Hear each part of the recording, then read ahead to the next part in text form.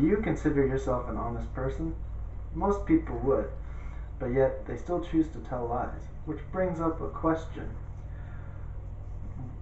Would you like to find out the liar's tells to see if you are being duped? Well, after watching a TED Talk on the subject, I have found that finding a liar's tells are easier than you might think. But first, let's talk about how many lies are actually going on in the world. Lies are complex. They are woven into the fabric of our daily lives. Lying is considered a compliance act, and the person that lies, the person who's being lied to, often chooses to accept that lie, other than questioning it. Studies have proven that lying, people are lied to between 10 and 200 times a day. That means people have been known to lie more to strangers than coworkers. Extroverts lie more than introverts. Men lie more about themselves than they do about other people, and women lie more to protect other people. Lying is even considered evolutionary. You might think, when do people start lying? Well, it's been shown that babies will start crying, look to see who notices, and then continue crying. 1-year-olds have learned concealment. 2-year-olds learn to bluff. 5-year-olds outright lie.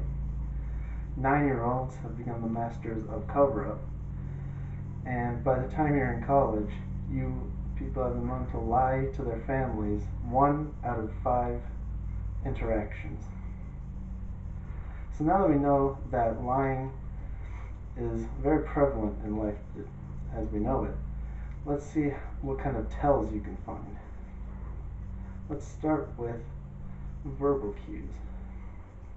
Now, Pamela Meyer, the speaker for the TED Talk, has said that people that are overdetermined in their denial have been known to use formal language, which is like using words like did not instead of didn't or do not. It's also been stated that if a person starts with "and it is in full truth," they are usually just about to tell a lie. Also, liars tend to use distancing words like that man or that woman, instead of using an actual name for a person they are lying about. Nonverbal cues are something very important to look for as well.